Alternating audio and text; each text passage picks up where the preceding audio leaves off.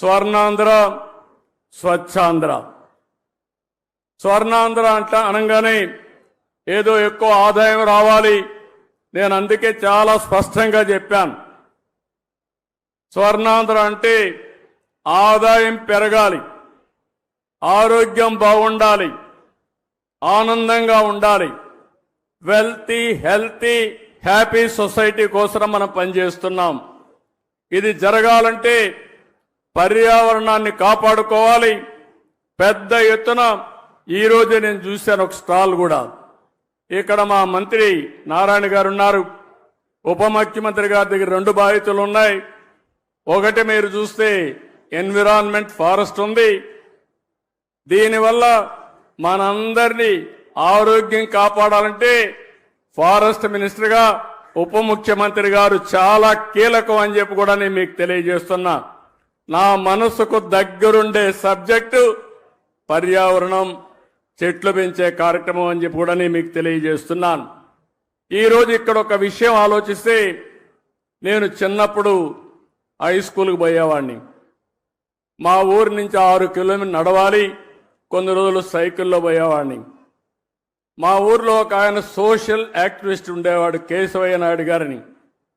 ఆయన పని ఎక్కడన్నా అడవుల్లోకి మేకలు వచ్చినా, అటవీ సంపద ఎవరన్నా కొట్టేస్తా ఉన్నా పిటిషన్లు పెట్టి యాక్షన్ తీసుకునే కార్యక్రమం చేసేవాడు. ఆ రోజు ఒకరోజు మేము వెళ్తా ఉంటే మమ్మల్ని అందరినీ పిలిచి ఇది కాపాడాలి, మీ సహకారం కావాలని చెప్పి మా దగ్గర ఫారెస్ట్ ఆఫీసర్లకు ఫోన్లు చేపించాడు, మా దగ్గర లెటర్లు పెట్టించాడు. దానివల్ల ఫారెస్ట్ ఆఫీసర్లు వచ్చి ఇమీడియట్గా యాక్షన్ తీసుకునేవాళ్ళు.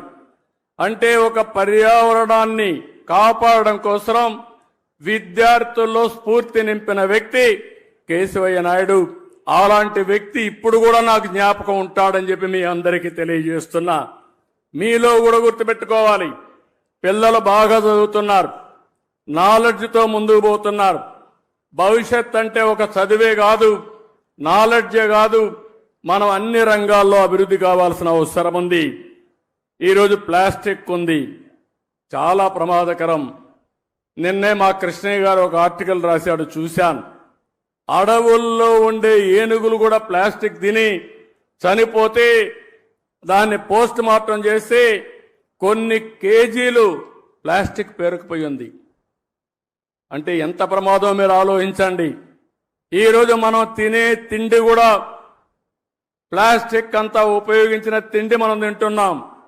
మన పొలాలకేసి అవి అదే విధంగా తయారయ్యే పరిస్థితి వచ్చింది. మన పశువులు కూడా ఈ ప్లాస్టిక్ ఇవన్నీ తిని ఆ పాలు మనం తాగుతున్నామంటే ఎంత వాతావరణాన్ని కాలుష్యం చేస్తున్నామో మనం గుర్తుపెట్టుకోవాల్సిన అవసరం ఉంది. అందుకే ఈ ప్రభుత్వం స్పష్టంగా స్వచ్ఛ ఆంధ్రప్రదేశ్ 3వ శనివారం నిర్వహిస్తున్నాం. నేను ఒకటే మీకు హామీ ఇస్తున్నా, రాష్ట్రంలో ఎక్కడ కూడా చెత్త కాదు, చెత్త నుంచి సంపద సృష్టించే అవకాశం మనకుందని చెప్పి కూడా నిరూపిస్తామని మరొక్కసారి మీ అందరికీ విజ్ఞప్తి చేస్తున్నాను. అందుకే ఈరోజు చూస్తే గుంటూరులో మీరు చూస్తున్నారు, చెత్త నుంచి ఎనర్జీ కరెంట్ ఉత్పత్తి చేసే ప్లాంట్ పెట్టాం, విశాఖపట్నంలో పెట్టాం. ఇప్పటికీ అన్ని ప్లాంట్స్ పెట్టి కంప్లీట్ చేసేవాళ్ళం. కానీ గడిచిన ప్రభుత్వం దీనిపైన కూడా సీతకన్నేశారు. దీనివల్ల ఇబ్బంది పడ్డాం. ఈరోజు నేను ఒకటే హామీ ఇస్తున్నాను, రాబోయే 3 సంవత్సరాల్లో ఇంకా ఒక 3 వేస్ట్ టు ఎనర్జీ ప్లాంట్స్ వస్తాయి. పట్టణ ప్రాంతాల్లో 90% చెత్తంతా తీసి, పొడి చెత్త తీసి ఎనర్జీగా చేసే పరిస్థితి వస్తుంది. రెండోది, గ్రామీణ ప్రాంతాల్లో మిమ్మల్ని అందరినీ ఒకటే కోరుతున్నాను, ఏదైతే ఇంత మునిపి వేస్ట్ కాంపోస్ట్ కింద కొన్ని సెంటర్లు పెట్టాం. ఇక్కడి నుంచి ప్రతి ఒక్క ఇంటి దగ్గర చెత్త కలెక్ట్ చేయాల్సిన అవసరం ఉంది. అందులో నుంచి ప్రోడక్ట్స్ అన్ని సెగ్రిగేట్ చేయాలి. ఏది కూడా వేస్ట్ కాదు, అన్ని రీసైక్లింగ్ ఉపయోగపడతాయి. ఈరోజు ప్లాస్టిక్ ని మళ్ళా ప్లాస్టిక్ గాని ఇప్పుడే ఒక ఎగ్జిబిషన్ పెట్టారు. అనేక వస్తువులు తయారు చేస్తున్నారు. ఒక పక్క మన వరి నుంచి కూడా ఏదైతే వేస్ట్ ఉందో గడ్డితో కూడా కరెంట్ ఉత్పత్తి చేయడం, లేకుంటే బయోఫ్యూయల్ తయారు చేయడం అవకాశాలు ఉన్నాయి. ఈ విధంగా ఏదైనా పెంకులుంటే సీసం ఉంటే మళ్ళా రీసైక్లింగ్ ఉపయోగించుకుంటాం.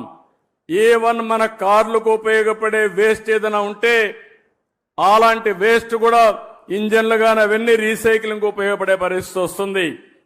దీన్నే సర్క్యులర్ ఎకానమీ అని పిలుస్తున్నాం. రాబోయే 1 సంవత్సరంలో ఇవన్నీ కూడా డెమాన్స్ట్రేట్ చేసి ఆంధ్రప్రదేశ్ రాష్ట్రంలో ఏది వేస్ట్ కాదు, వేస్ట్ నుంచి సంపద సృష్టించే మార్గానికి అవసరమైన ఇన్సెంటివ్స్ ఇచ్చే బాధ్యత ఈ ప్రభుత్వాన్ని అని చెప్పి మరొక్కసారి మీ అందరికీ తెలియజేస్తున్నా. ఎందుకు నేను ఈ మాట వాడుతున్నానంటే ఇది ఎవ్వరికి అనుకుంటూనే ఉన్నాం, శ్రద్ధ పెట్టడం లేదు, ప్రభుత్వాలు పాలసీలు తేవడం లేదు, మీరు కూడా పట్టించుకోకుండా మన అనారోగ్యానికి మనమే కారణం అవుతున్నాం. ఈరోజు ఈ యొక్క రీసైక్లింగ్ సర్క్యులర్ ఎకానమీకి ఇప్పటికే 87 మున్సిపాలిటీల్లో 157 ఆర్ఆర్ సెంటర్లు కూడా ఏర్పాటు చేశాం. ఇదే కార్యక్రమానికి రాబోయే రోజుల్లో 17 కార్పొరేషన్లు వచ్చే జూలై 5 నాటికి, ఇప్పటికైతే అక్టోబర్ 2కు 17 కార్పొరేషన్లు వస్తున్నాయి. వచ్చే ఏడాది జూన్ 5కి మొత్తం రాష్ట్రాన్ని సింగిల్ యూజ్డ్ ప్లాస్టిక్ రహితంగా మారుస్తాం. ఇలాంటి కార్యక్రమాలతో ముందుకు పోతున్నాం. ఇంకోటి కూడా మీ అందరికీ విజ్ఞప్తి చేస్తున్నాం. ఈ రోజు మనందరం కూడా ఒక ఆలోచన చేయాలి. ఇంట్లో పొడి చెత్త వస్తుంది, తడి చెత్త వస్తుంది. పొడి చెత్త మీరంతా కూడా వేరు చేసి అవసరమైతే తడి చెత్తని మీ ఇంట్లోనే కాంపోస్ట్ గా తయారు చేసుకుని మీరు రూఫ్ టాప్ గార్డెన్ కానీ ఇంట్లో కిచెన్ గార్డెన్ కానీ ఇవన్నీ పెట్టుకొని మీరే కావాల్సినటువంటి కూరగాయలు పండించుకునే అవకాశం వస్తుంది. ఇది కూడా ప్రతి ఒక్కరూ చేయాల్సిన అవసరం ఉంది. పొడి చెత్త కలెక్ట్ చేసుకుని రీసైక్లింగ్ పంపిస్తాం. దీనికి కూడా కొన్ని సెంటర్లు కూడా ఏర్పాటు చేస్తున్నాం. ఎక్కడికక్కడ ఆ సెంటర్లు చేసి ఎక్కడ కూడా రోడ్డు మీద ఏ వేస్ట్ కనపడకుండా పూర్తి చేసే బాధ్యత ప్రభుత్వం తీసుకుంటాం. ఈరోజు ఒక ఉదాహరణ మీరు చూస్తే ఈ విషయంలో అందరం కూడా అప్రమత్తంగా ఉండాల్సిన అవసరం ఉంది. ఈరోజు చికెన్ ఉంది, ఎముకలున్నాయి, ఇలాంటి వేస్ట్ అంతా కూడా ఎక్కడంటే అక్కడ వేసి ఇవన్నీ తీసుకుపోయి ఏది చేపలు పెంచుతున్నారో వాటికి ఆహారంగా వేస్తున్నారు. దీనివల్ల చాలా వరకు నష్టం జరుగుతూ ఉంది. చేపలు కూడా అనారోగ్యం పాలవుతున్నాయి, పెరిగిన కలుషితమైన వాతావరణాలు పెరుగుతున్నాయి. దీనివల్ల మనకు నష్టం వస్తూ ఉంది. అందుకే కొన్ని అయితే దీన్ని ప్రాపర్గా సర్క్యులర్ ఎకానమీ పంపిస్తే రీసైకిల్ చేసి మంచి ప్రోటీన్గా తయారు చేసే అవకాశం వస్తుంది.